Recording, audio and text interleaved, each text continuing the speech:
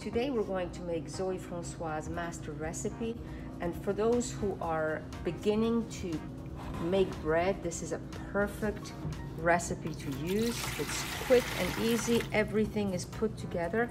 In fact, we're going to put the salt right in here as well.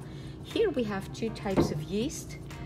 Today we have chosen to use this cake yeast, and we have already hydrated it right in here, and as you can see, it is already beginning to ferment, and we're going to add this to the water as well. Let's get it all out. Now immediately into this, we're going to add all the flour all at once. It's all-purpose flour. Again, this is totally not sponsored. We just love her work. And for those who are just beginning, it is an excellent way to be comfortable, learn to be comfortable to make bread. We will begin with this hook to incorporate all the flour into the wet ingredients. And then in a minute, when it gets a little bit too hard, we will use our hands. Now we're going to clean our hook and just simply use our hands, making sure that there is absolutely no dry flour left. But guys, this is it. Now we're gonna allow it to rise. We're just gonna clean the edges just a bit. Just like so. We're gonna cover it up loosely and allow it to rest for 2 hours. You see it has nicely risen, and we are going to shape it now. Let's peek inside. Check out these beautiful bubbles on top.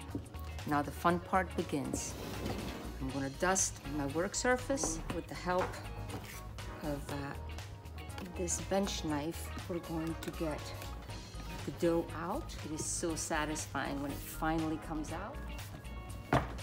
Now we could have totally left some of the dough in here, placed it back in the refrigerator with the lid on for later use, but we decided to make the entire amount.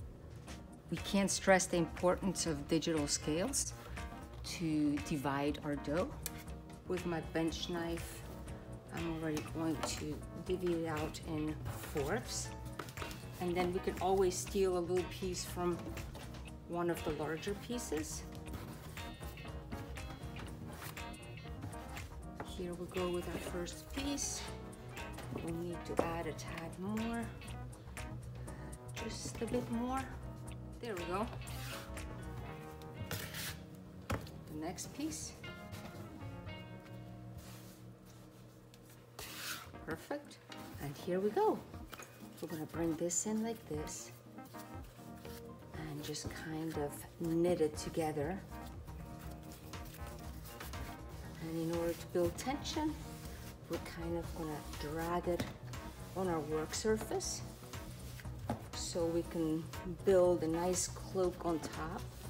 We're just gonna bring the outer edges in, and then we're going to kind of weave the dough together and almost knit it together. And then once again, drag it along the work surface and cause some friction between the dough and the table. You can also simply just bring all these edges in. And we're ready to put them into our proofing baskets. Sad and I are going to show you some of the proofing baskets we're going to use. Here are some that you can buy online, but then you can totally use some baskets you already have in the house. We have one from Africa, and these are just some regular baskets that we found at yard sales. What we will also need is some dish towels or tea towels, anything you have in the house, as long as they are cotton. And these we're going to lay inside the basket. So we'll dust them with flour like this. We'll do the same with our last one. We will place our dough upside down, just like this, and cover it up and allow it to rest overnight in the refrigerator. We will place each one of them into a plastic bag, close it up, and so this will protect it from drying out. The dough has been able to rest in the refrigerator overnight. Now we're going to put a little bit of corn flour on top of our peel. We're going to Gently uncover it from the tea towel. And then put it straight on our peel, just like so. We'll do the same with the other ones. Just gently uncover it. And once again, plop it right on there.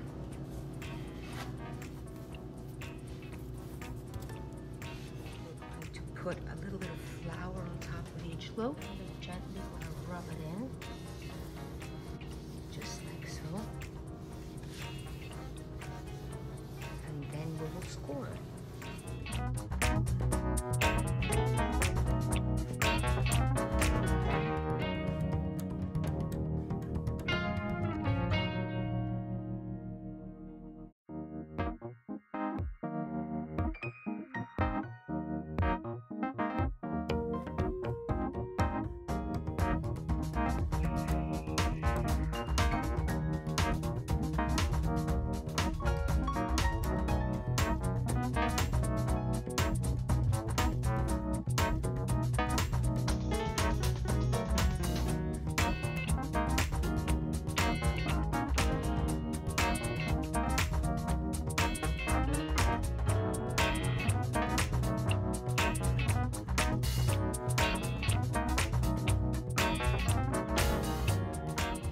Oven has been preheating for a while, and in the burning chamber there is just a small fire going. Let's just make sure that our temperature is good. Let's place these guys all the way to the back, and with a quick jerk like this, we'll put them in, and immediately some water in here to create steam. And close the door. Just a quick peek at the magic of the oven spring. Our bread is finally ready to come out. We'll place our peel inside. And here we go. You can see some of the design in there. The baker's signature. The best way to determine as to whether the bread is done is when you turn it over and it sounds nice and hollow like that. Now everybody's ready to eat a piece. You should let the bread rest a bit, but we are going to cut one open right now.